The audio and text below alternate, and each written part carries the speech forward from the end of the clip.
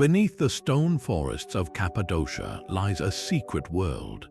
This ancient landscape, famous for its fairy chimneys, hides a far greater mystery deep underground. Entire cities were carved into the earth, vast multi-level complexes that could shelter thousands. Their true origins are lost to time, their immense scale defies belief, and their purpose remains one of history's most captivating puzzles.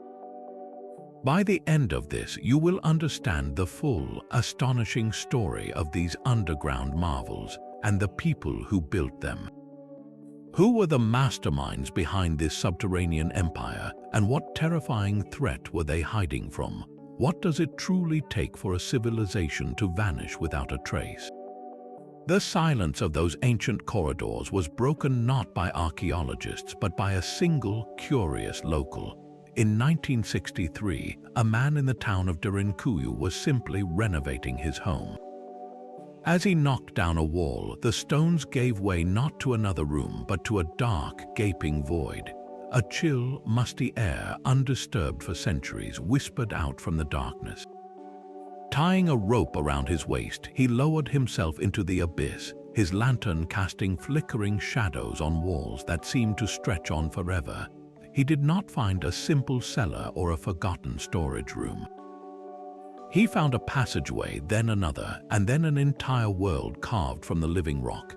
The initial exploration revealed a staggering truth. This was not a mere shelter, it was a metropolis. They found stables for livestock, intricate wine presses, communal kitchens, and churches with vaulted ceilings. Ventilation shafts dug with astonishing precision, dropped deep into the earth to provide fresh air to levels far below. The discovery was so vast, so impossibly complex, it rewrote the history of the region in a single, breathtaking moment. One man's simple home renovation had ripped away a veil of time, exposing a lost civilization that had thrived and survived in the belly of the earth. The true shock came not from the discovery of one city, but the realization that Derinkuyu was just the beginning. This was not a singular refuge. It was a single neighborhood in a sprawling subterranean empire. Across Cappadocia, over 200 separate underground settlements have been identified, carved into the volcanic rock. At least 40 of these are not simple hideouts.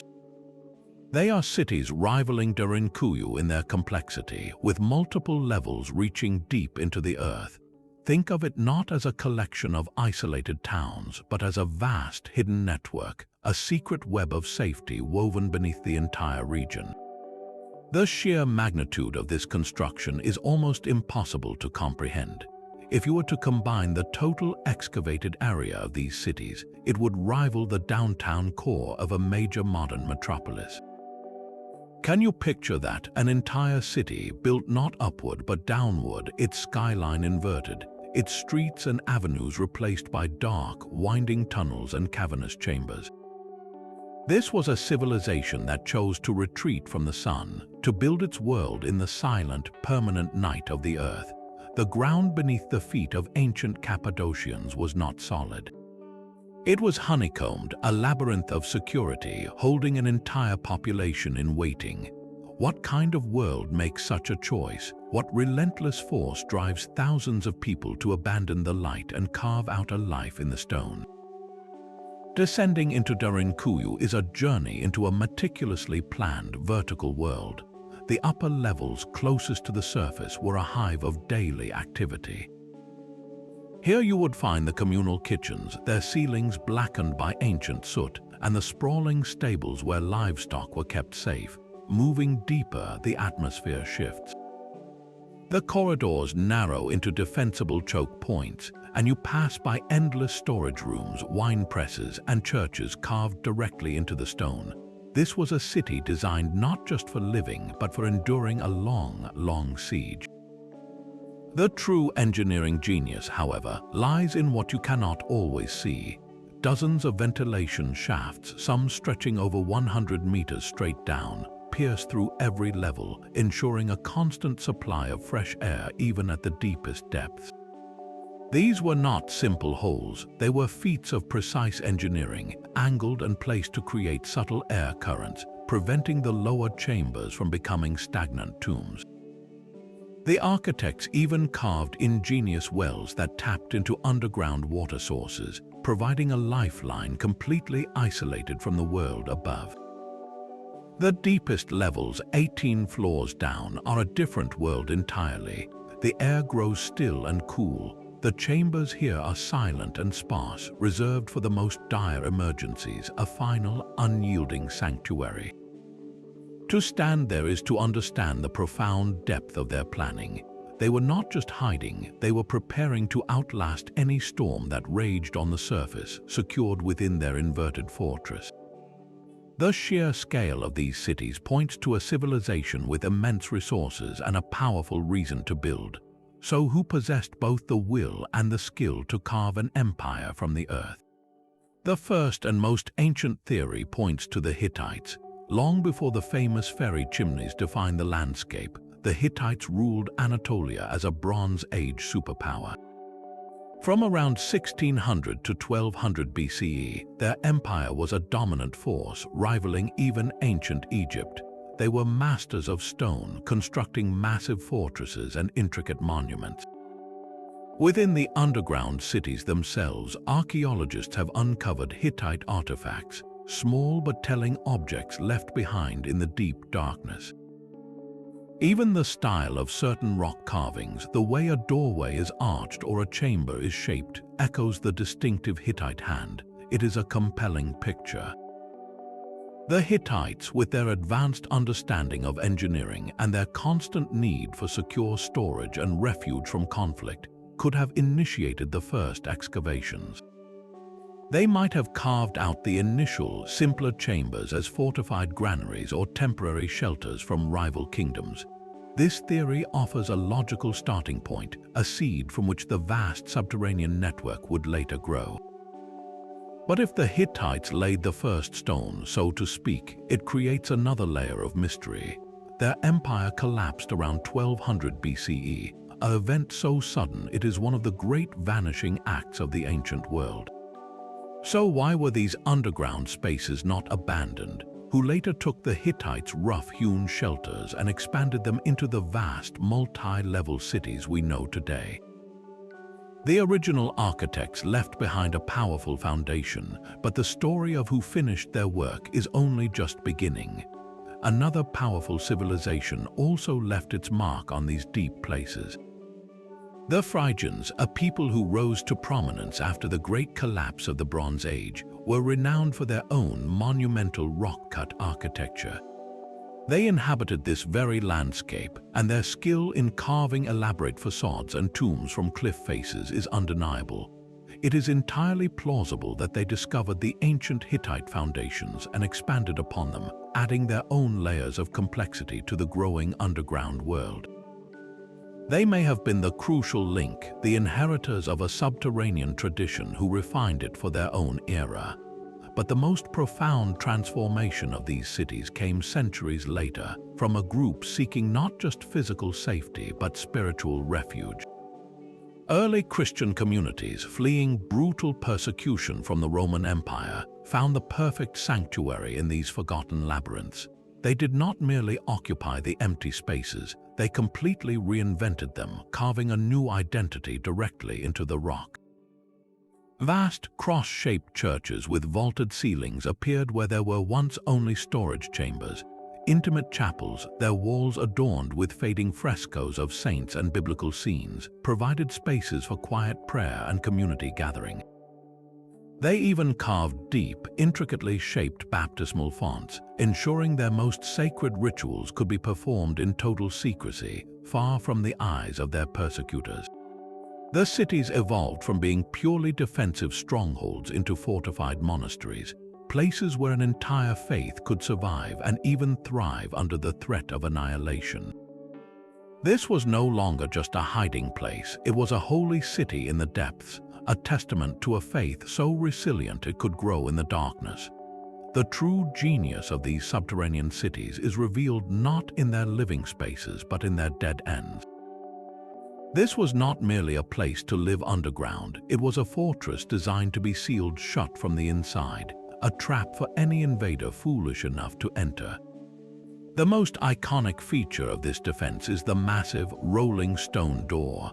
These are not ordinary gates. Each one is a single, immense disk of volcanic rock, meticulously carved to fit perfectly into a slotted corridor. Some of these stone barriers weigh over half a ton, a solid wall of rock that could be rolled into place from within a special niche in the wall. Once sealed, the door was virtually impenetrable. From the outside, an attacker would see only a smooth, seamless section of tunnel wall, with no hinges to break and no lock to pick. The only way to move it was from the inside, where a few people could leverage it back into its hidden slot. It was the ultimate deadbolt, a final, definitive no to the world above. But the defense did not stop at the main door. The entire layout was a masterclass in controlled chaos for an enemy. Corridors were intentionally narrow, often forcing invaders to proceed single file, making them easy targets for defenders waiting just around a bend. Some passageways would suddenly terminate in a sheer drop or a dead-end room, a trap that could funnel a group into a killing zone. And while an invader would be lost and disoriented, the defenders moved with purpose. Small, carefully drilled holes connected different levels, acting as a primitive but highly effective intercom system. A whisper could travel from the deepest chamber to the surface lookout, relaying the exact position and numbers of the enemy. Every element, from the grandest door to the smallest hole, worked in concert. This was not a panicked hideout, it was a calculated, patient defense. A community could wait in the deep silence, listening to the frustrated sounds of their pursuers echoing through the stone labyrinth they had so carefully designed to be their tomb. A fortress is useless if its inhabitants cannot breathe. The deepest, most secure chamber becomes a tomb without a constant supply of fresh air. And the architects of these cities solved this problem with breathtaking foresight. They engineered a living, breathing entity from the stone itself. Dozens of vertical ventilation shafts, some plunging over 100 meters straight down, pierced through every single level. These were not merely holes, they were precision instruments. Their placement and subtle angles created natural convection currents, pulling stale, warm air up and out while drawing cool, fresh air from the surface all the way to the bottom floors. This complex system ensured that even with thousands of people and their livestock sealed inside for months, the air remained breathable, a quiet, constant miracle of engineering that meant the difference between survival and suffocation.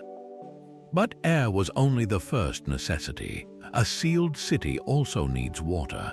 The builders located and tapped directly into the region's underground aquifers, carving deep wells that provided a private, secure water source completely independent of the world above. An enemy could poison a surface river or besiege a spring, but they could never touch the water flowing deep within the earth. This self-sufficient supply meant the population could wait out any siege without ever facing the agony of thirst. With air to breathe and water to drink, the next challenge was sustenance. The cities were vast pantries, meticulously organized for long-term survival. Enormous hall-like rooms were lined with hundreds of massive earthenware jars, each one large enough to hold a person, all buried up to their necks in the cool earth. These vessels were perfect for storing dry goods like grain, legumes, and salt, protecting them from moisture and pests. Other chambers functioned as natural refrigerators. Carved deep into the rock, these spaces maintained a constant, cool temperature year-round, ideal for preserving perishables like cheese, dried meats, and certain fruits. The evidence of their self-sufficiency is carved directly into the stone floors, where you can still find the circular depressions of wine and olive oil presses. Communities did not just hide, they lived. They pressed their own wine for sustenance and ritual, and produced their own oil for cooking and light. Every aspect of daily life, from worship to the most basic meal, was accounted for within this subterranean world. This was not a desperate, temporary camp. It was a fully functioning society in exile, a civilization that had learned to thrive in the dark, patiently waiting for the world above to become safe once more. These were not just shelters for individuals, but entire functioning communities sealed within the earth. The scale of their shared facilities reveals a society built on order, cooperation, and meticulous planning. Walk through one of the vast communal kitchens, and you will find not just one fireplace, but multiple cooking areas, their ceilings still darkened by the soot of countless meals. This was not a place for a single family to prepare their dinner. This was an industrial-scale operation designed to feed hundreds, perhaps thousands of people at once. The presence of such a large kitchen implies a highly organized system for food distribution, likely managed by a central authority or council of elders.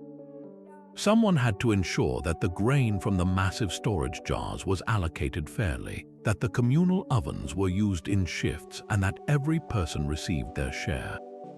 This level of coordination prevented the chaos and hoarding that could destroy a sealed community from within. Just as telling are the enormous stables carved into the upper levels. The decision to bring livestock underground speaks volumes about their long-term strategy. Animals were not just a source of food, they were vital assets. They provided milk, leather, and wool, and their very presence meant the community was planning for a future, for a time when they would emerge and need to replant their fields. But managing these animals in confined, dark spaces would have been a monumental challenge. The noise, the waste, the constant need for feed and water, all of it had to be carefully managed. This points to a strict division of labor. Certain families or groups would have been assigned to animal care, while others managed food preparation, maintenance of the ventilation shafts, or defense of the entranceways. Perhaps the most revealing spaces of all are the extensive winemaking areas. In a situation of pure survival, you might expect only the bare essentials. But the presence of wine presses and storage rooms for large ceramic vessels shows they were preserving more than just sustenance, they were preserving their culture. Wine was crucial for its calories and as a safe source of hydration, but it also held social and possibly religious significance. The labor-intensive process of harvesting grapes, pressing them, and fermenting the wine required specialized knowledge and coordinated effort. This was not the act of a panicked mob, but of a civilized society determined to maintain its way of life, even in the deepest darkness. So how was daily life structured down here? Leadership likely fell to a combination of military figures for defense and religious or administrative leaders for internal order. Routines would have been rigid, governed by the dim light of oil lamps and the silent passage of time. Work shifts, prayer times, and meal distributions would have provided a crucial rhythm to the endless night, a structure that fought off despair and maintained social cohesion. In this inverted world, cooperation wasn't just a virtue, it was the very currency of survival.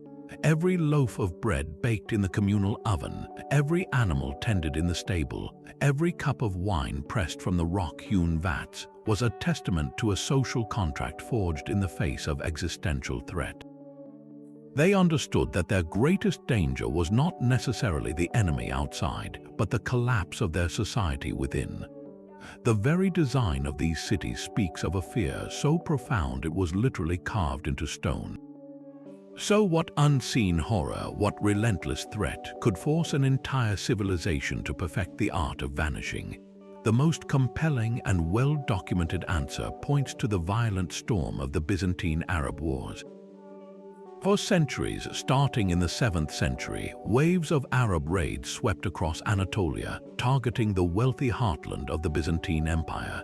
These were not full-scale invasions aimed at permanent conquest, but fast-moving, devastating incursions.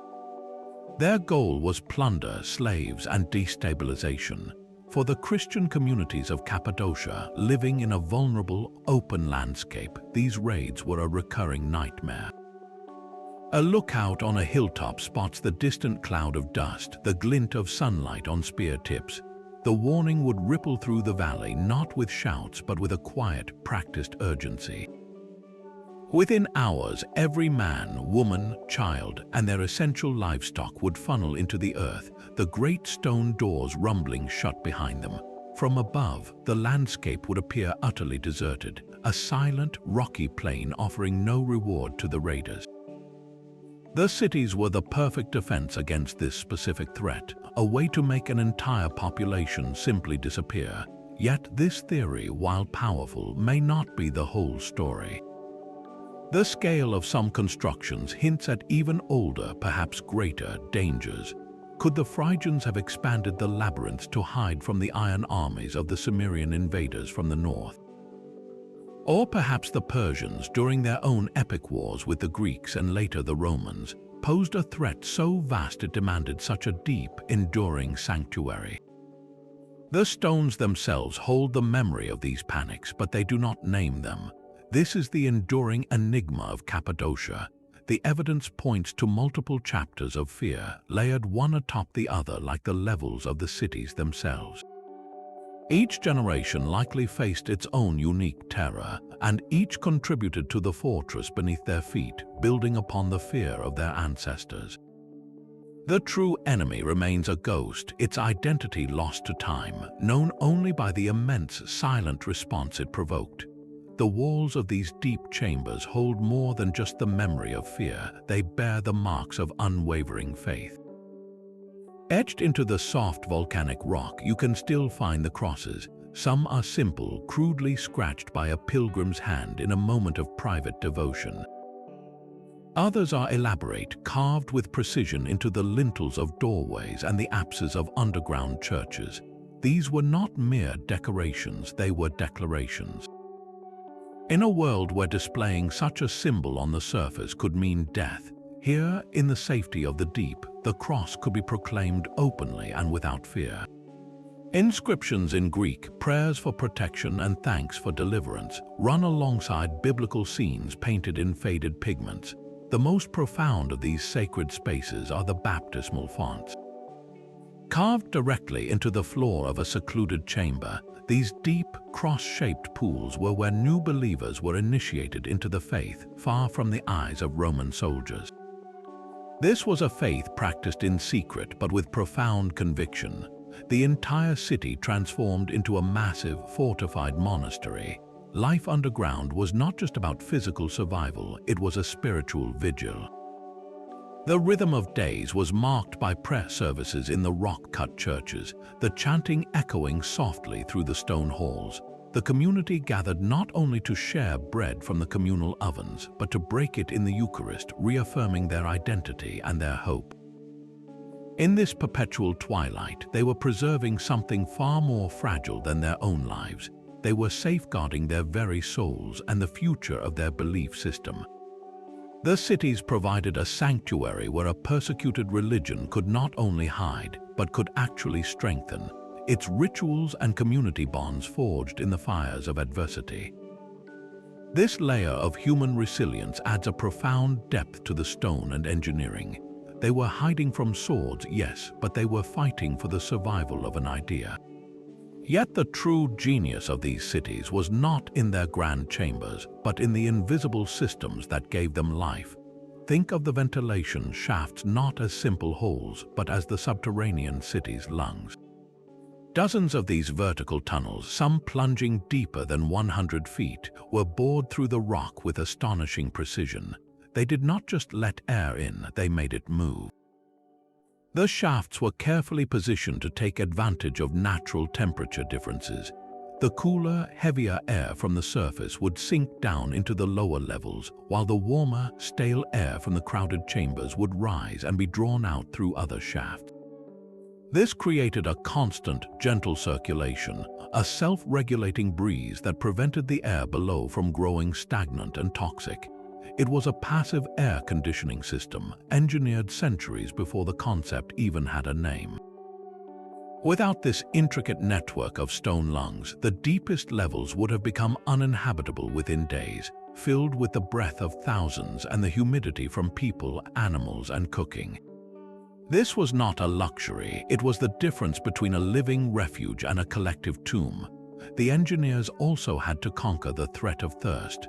They solved this by carving deep, narrow wells that reached all the way down to the natural water table, the hidden rivers that flowed deep within the earth.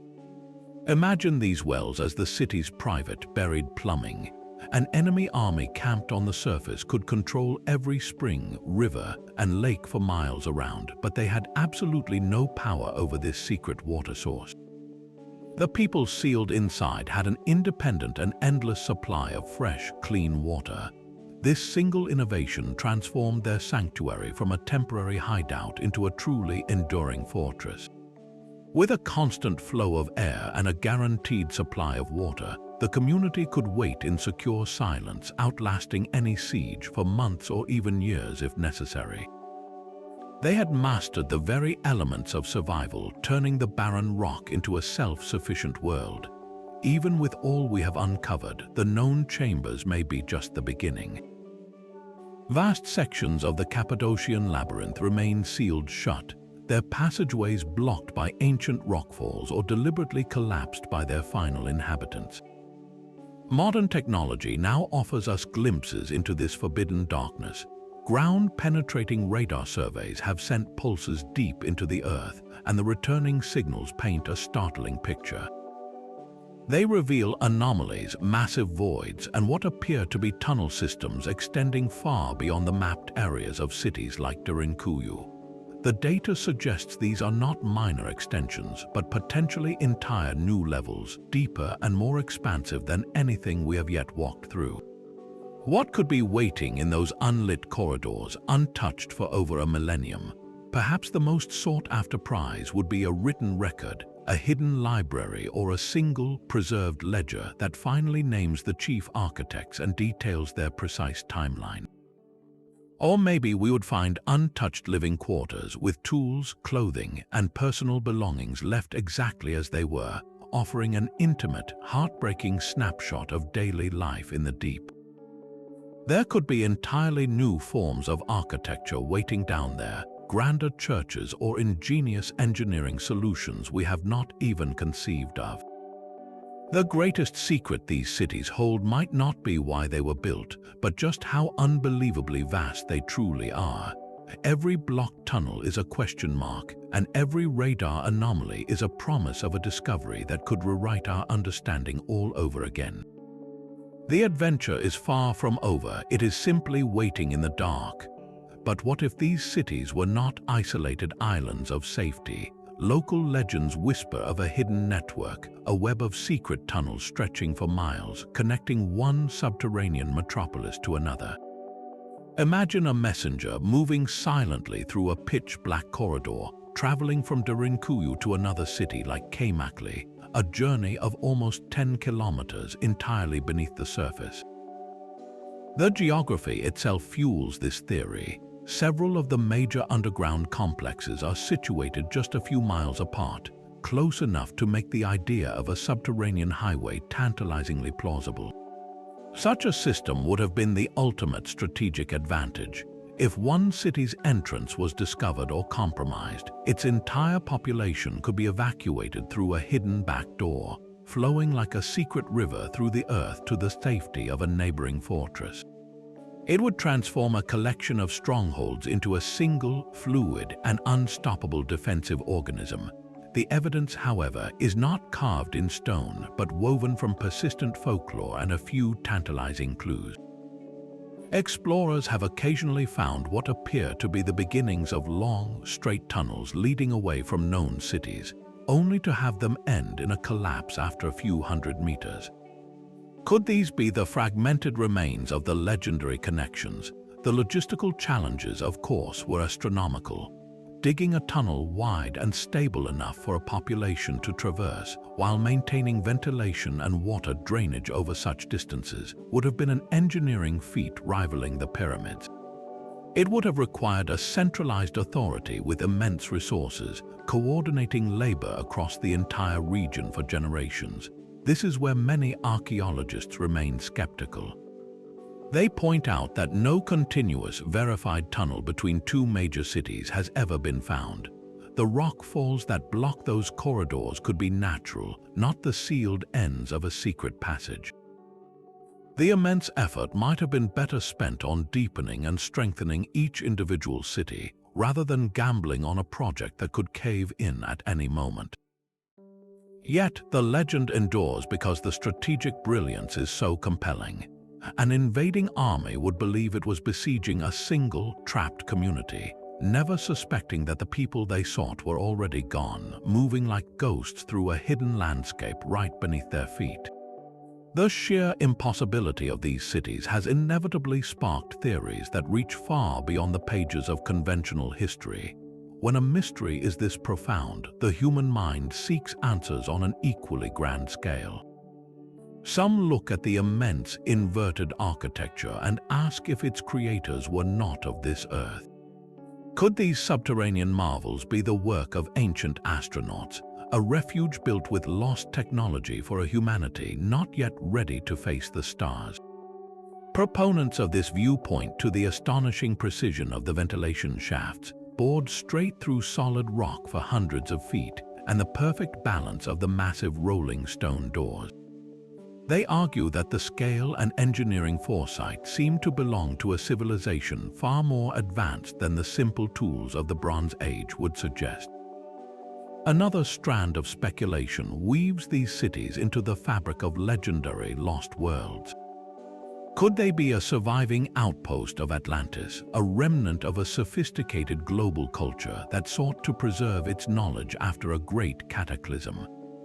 These ideas, while captivating and explored in countless books and documentaries, remain firmly in the realm of speculation, lacking any physical evidence to tether them to the volcanic rock of Cappadocia.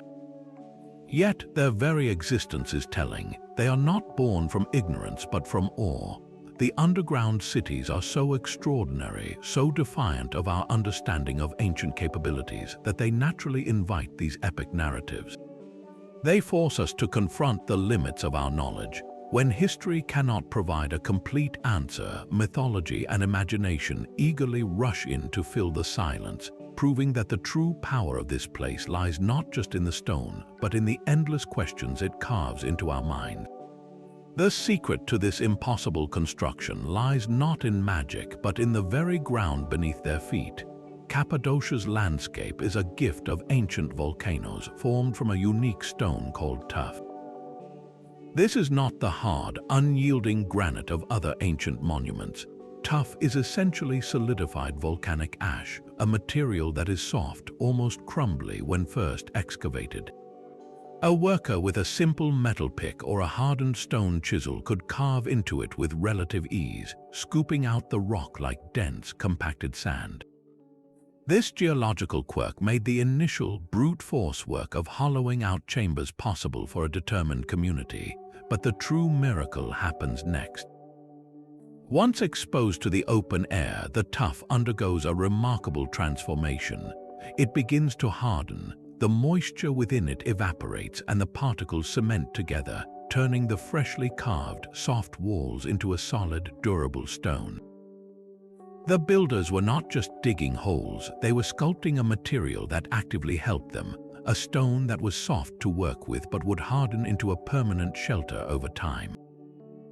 They understood their medium like artists, working with the Earth's own chemistry to create their legacy. The process itself was a monumental exercise in patience and precision. It likely began with teams of workers outlining a chamber with their picks, creating a rough shape in the darkness. Then, more skilled hands would move in with chisels and adzes to smooth the walls and ceilings, creating the flat surfaces and perfect arches we see today. Every single square foot of wall, every step in a staircase, every curve of a ventilation shaft was painstakingly picked and scraped away by hand. The sheer volume of rock removed to create just one city is staggering, representing thousands upon thousands of person-years of labor. This was not the work of a single frantic generation, but a cumulative, multi-generational project. A father would teach his son the feel of the stone, and that son would teach his own, each adding a new corridor, a new storage room, a new level of security to the family's eternal refuge. The cities are a testament to a different kind of time, a patient, persistent effort that stands in stark contrast to our own rushed world. This very rock that preserved the cities so perfectly now guards their deepest secret, their age. Unlocking a reliable timeline for these subterranean worlds is one of archaeology's most stubborn puzzles. The primary scientific method, radiocarbon dating, is almost useless here. That technique relies on analyzing the decay of carbon atoms in organic material, things like wood, bone, or cloth, but these cities are made of stone. The tools used to carve them were stone or metal, long since removed. The very act of construction left behind almost nothing for a scientist to date. The builders vanished into their own creation, taking their chronological footprints with them. So how do we even begin to assign a date to these places? Archaeologists become detectives of the faintest clues. A broken piece of pottery, a cooking pot shattered in a hurried retreat, becomes a vital time capsule. Styles of pottery changed over the centuries, and by comparing a shard found in a deep chamber to pottery from a site with a known history, they can establish a rough time frame for when that chamber was in use. An inscription carved into a wall, a prayer written in Greek, can be analyzed for the style of its lettering, which evolved over time like a handwriting fashion. Even the architectural style of a carved church doorway or a specific type of column capital can be compared to above-ground structures whose dates are better understood. But each of these methods comes with a frustrating margin of error. A piece of pottery only tells you when it was made, not when the city was carved. That pot could have been a family heirloom brought into a chamber that was already centuries old. An inscription might have been added long after the room itself was first hollowed out. This evidence does not provide a single, definitive birth certificate. Instead, it offers a range of possible dates, a centuries-wide window of creation. The current consensus suggests the major expansion happened from the 6th to the 10th centuries, a period covering the worst of the Arab raids, but the Hittite foundations could push the origins back over 3,000 years. This chronological fog is precisely what fuels the enduring mystery. Without a fixed point in time, the cities float in history, belonging to every era and to none, their true beginnings still waiting in the dark just beyond our reach. While Cappadocia's cities are astonishing, they are not the only civilization to have sought refuge below. Consider the sprawling catacombs of Rome, a labyrinth of tunnels that snake for miles beneath the modern city. But these were never designed for the living. They were a city of the dead, a vast underground cemetery where Christians buried their loved ones and sometimes held quiet, secret services. Or look to Coober Pedy in Australia, a modern town famous for its underground homes, dug into the earth to escape the relentless, scorching outback heat. Yet its origins are purely industrial, a network of opal mines that people later adapted for habitation. This is the crucial distinction that sets Cappadocia apart. It was conceived from the very beginning not as a mine, a tomb, or a simple shelter, but as a complete, self-sufficient city. Every element, from the stables and kitchens to the churches and wineries, was integrated into a single, defensive vision. No other underground complex in the world displays this level of holistic planning for long-term communal life. The scale is also unmatched. While the Roman catacombs are extensive, they are largely a single-level network of narrow corridors and burial niches. Coober Pedy is a collection of individual dugouts. Cappadocia, however, is a vertical metropolis. Its 18 levels descending into the earth represent a tiered society, with different floors dedicated to specific functions, all working in concert like the levels of a massive inverted pyramid. This multi-level design, combined with its sophisticated air and water systems, reveals an intention that goes far beyond mere refuge. It was about preserving an entire way of life with all its social, economic, and spiritual components through a prolonged crisis. Other places went into the earth for work, for burial, or for temporary comfort. the people of Cappadocia went underground to ensure their civilization would survive. The great stone doors of Cappadocia never rumbled shut for the final time. There was no grand ceremony, no declaration that the world above was finally permanently safe. Instead, these vast underground metropolises were simply left behind, their immense strategic value fading from memory until even their entrances were lost. How does a secret known to thousands become a legend forgotten by millions?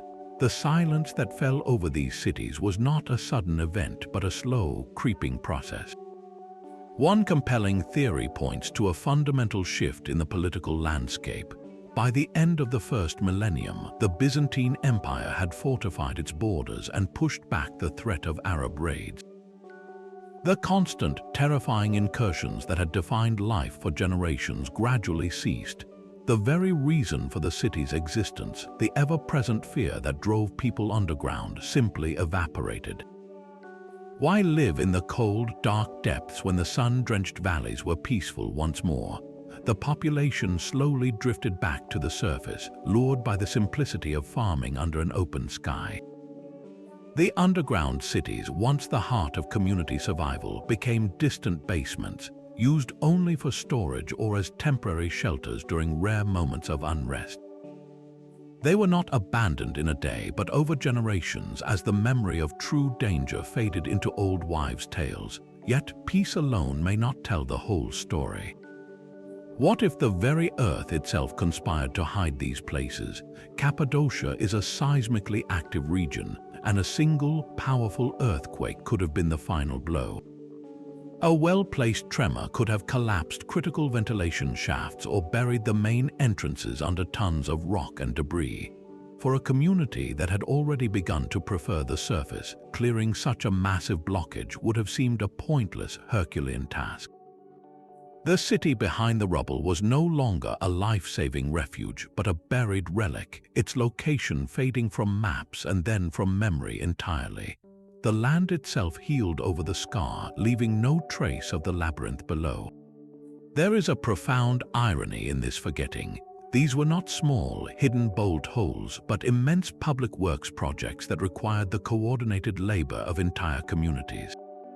For centuries, every child knew the way to the great stone door, every adult knew their role in the drill. This was knowledge passed from parent to child, a sacred trust for survival. And then, within a handful of generations, it was gone. The precise location, the engineering secrets, the very memory of a city beneath their feet vanished from the collective consciousness. A secret known to an entire civilization was buried not by design, but by the gentle, relentless pressure of peaceful time. The very success of their refuge led to its oblivion. They built so well and survived so effectively that the world no longer needed their masterpiece, leaving it to sleep in the dark, waiting for a man with a hammer to break through a wall and wake it from its centuries-long slumber.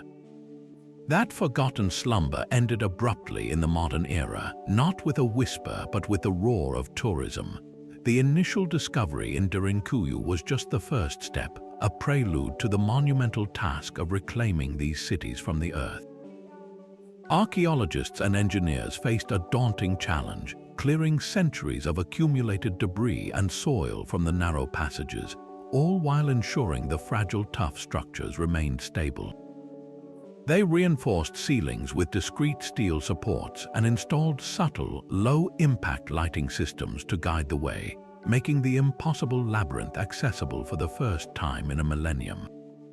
But opening this ancient world to the public created a new, unforeseen threat, the breath of the present.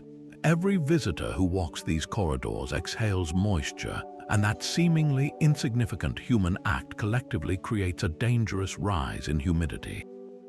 This damp air is a silent enemy, slowly degrading the soft stone walls, causing delicate carvings to weaken and flake away. The very act of sharing this wonder risks its gradual destruction, forcing a constant, delicate balancing act between preservation and public access. To walk these paths today is to step directly into that ancient reality. You duck through a low, narrow doorway, your shoulders brushing against walls worn smooth by countless others who passed this way in haste or in fear. The air is cool and still, carrying a faint, ancient scent of dust and stone. In one chamber, you can see the soot stains from a kitchen fire that burned over 1,000 years ago, a direct connection to a meal shared in the deep. In another, your fingers trace the cool, smooth groove of a cross carved by a hand that sought solace in the darkness. You feel the claustrophobic pinch of a defensive corridor, then emerge into the surprising expanse of a subterranean church. It is a journey that collapses time, making the abstract mystery profoundly, physically real. The modern world, with its noise and light, vanishes completely, replaced by the immense, silent weight of history pressing in from all sides, a tangible reminder of the resilience it took to build a life here in the permanent night. Long after the last resident climbed back into the sunlight, the stories remained. The people of Cappadocia never truly forgot the voids beneath their feet. They simply populated them with a different kind of life. Generations of villagers spoke in hushed tones of the jinn, powerful, invisible beings said to inhabit the deepest, darkest tunnels.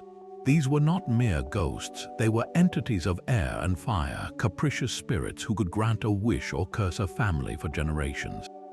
A common tale tells of a shepherd who chased a lost lamb into a crack in the hillside, only to stumble into a vast, ornate hall. A voice from the shadows offered him unimaginable wealth from a pile of gold coins on one condition: he must never speak of what he saw. The shepherd, of course, could not contain his secret, and upon telling his family, he fell gravely ill, the treasure vanishing from his pockets as if it were never there. These jinn legends served as a perfect, self-enforcing protection. They explained strange echoes and cold drafts from sealed entrances, and more importantly, they kept curious children and treasure hunters from venturing into unstable, collapsing passages. The fear of a supernatural curse was far more effective than any posted warning sign. Alongside these tales of guardians were whispers of hidden treasures, not of gold but of sacred relics. One persistent story claims that a lost chapel deep within the labyrinth holds the true crown of a Byzantine emperor, smuggled underground for safekeeping during a forgotten siege. Another speaks of an entire library of illuminated gospels, sealed behind a stone door that only opens for a person of pure heart. These are not just fanciful stories, they are a cultural memory, a way for a community to process the immense, unknowable presence in their very foundations. They transformed the cities from empty ruins into places of potency and meaning, ensuring that even in their abandonment, they remained alive in the human imagination, forever guarding their most profound secrets in a shroud of wonder. This ancient pull toward the hidden and the secure has not been lost on modern storytellers. The silent, monumental spaces of Cappadocia have become a powerful archetype in our collective imagination, a ready-made setting for narratives of survival and secrecy. In blockbuster films, these subterranean labyrinths are frequently reimagined as the last bastion of humanity in a post-apocalyptic landscape. They are the perfect shelter from a poisoned surface, their massive stone doors sealing out not Arab raiders but zombies, mutants, or nuclear winter.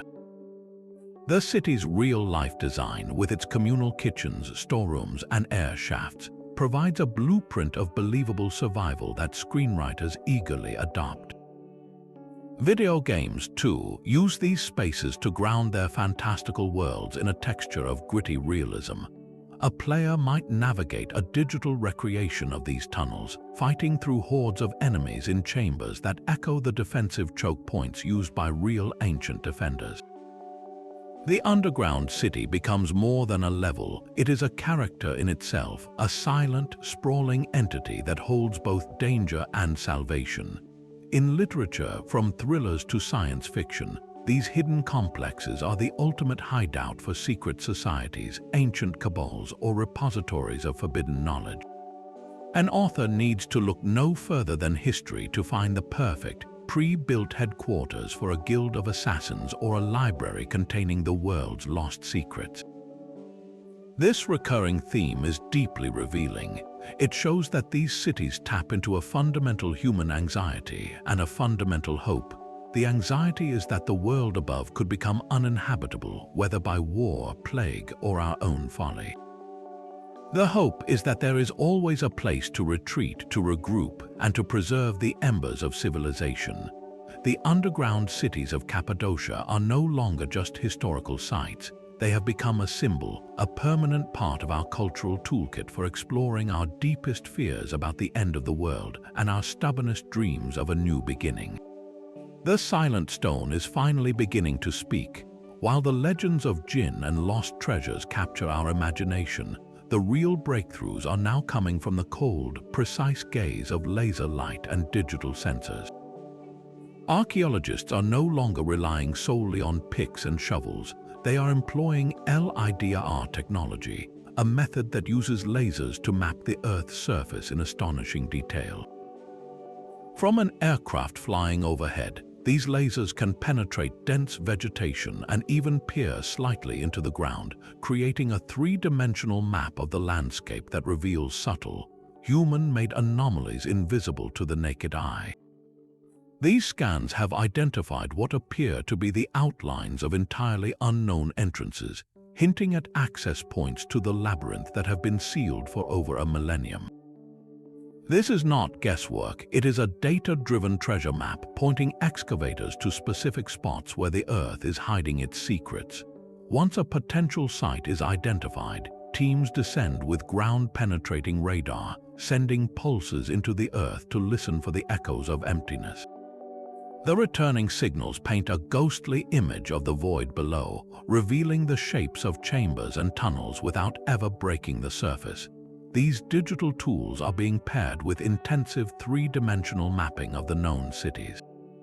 Every corridor, every ventilation shaft, every single chisel mark on a stone door is being scanned and recorded with millimeter accuracy.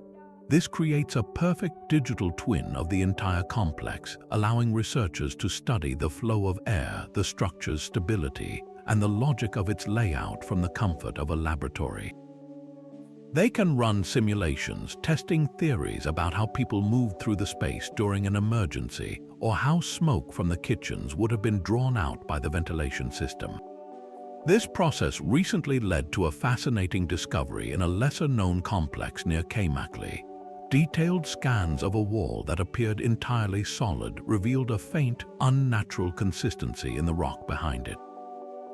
Careful excavation confirmed it was a deliberately blocked passageway, a hidden corridor that led not to a new level but to a single, isolated room. Inside, they found no gold or royal crowns, but something perhaps more valuable, a collection of perfectly preserved wooden tools and several large, intact storage amphorae, their contents long since turned to dust. This small room, untouched by looters, offers a pristine snapshot of daily life, a time capsule that tells us exactly what tools they used and what supplies they deemed essential enough to hide in a secret chamber. Each of these finds, no matter how small, is a new sentence in a story we are only just learning to read. The mystery of Cappadocia is no longer a closed book, but a living document with new chapters being unearthed from the dark, one laser scan and one careful excavation at a time. That same primal instinct for security still beats in the modern heart. We may not carve our shelters from volcanic rock, but we build them nonetheless. The underground cities of Cappadocia were the ultimate expression of a timeless human drive, the need to create a sanctuary against forces that threaten our very existence. Their massive stone doors were the ancient equivalent of a blast door on a modern bunker. Their hidden food stores and independent water supply mirror the stockpiles and filtration systems in today's survivalist retreats. The fundamental impulse is identical, a deep-seated desire to control a small, secure piece of the world when the larger one becomes unpredictable and dangerous. This ancient fear has simply found new forms. We no longer fear raiders on horseback, but we do fear digital invaders, economic collapse, or global pandemics. So we build virtual fortresses, encrypting our data and storing our most precious memories in secure cloud vaults, creating a different kind of underground, a digital labyrinth to protect our modern lives. The tools have changed, but the goal of preservation remains the same. Yet Cappadocia teaches us that true security was never just about thick walls and stored grain. The real lesson is in the communal kitchens and the rock-cut churches. Their survival depended as much on social cohesion as it did on engineering. A bunker stocked for one family is a lonely, fragile refuge. A city designed for thousands with shared responsibilities and a common purpose represents a resilience that transcends mere physical endurance. They understood that to preserve a civilization, you must preserve its culture, its rituals, and its human connections. In our modern quest for safety, are we focusing only on the individual stronghold, the private stockpile, while neglecting the communal bonds that truly see a society through a long crisis? The silent, multi-leveled cities stand as a monument not to fear alone, but to the profound human capacity for cooperation in the face of the abyss. They remind us that our greatest refuge has always been each other. These silent cities beneath the Turkish plains leave us with a profound and layered mystery. We are left to ponder the identities of the original builders, whose names are lost to the very stone they carved. The sheer, breathtaking scale of their work defies easy explanation, a multi-leveled world built downward into the earth. Their sophisticated engineering, from the living lungs of the ventilation shafts to the ingenious rolling stone doors, speaks of a genius born from absolute necessity. And finally, we are faced with the quiet enigma of their abandonment, a slow fading into legend as the world above found a fragile peace.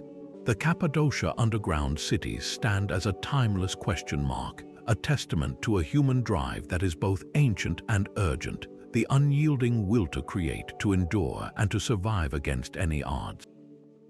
What do you think is the greatest secret these cities still hold? Share your own theories or any experiences you have had with these incredible places in the comments below. The conversation is how the mystery continues to live and breathe long after the last stone door was sealed.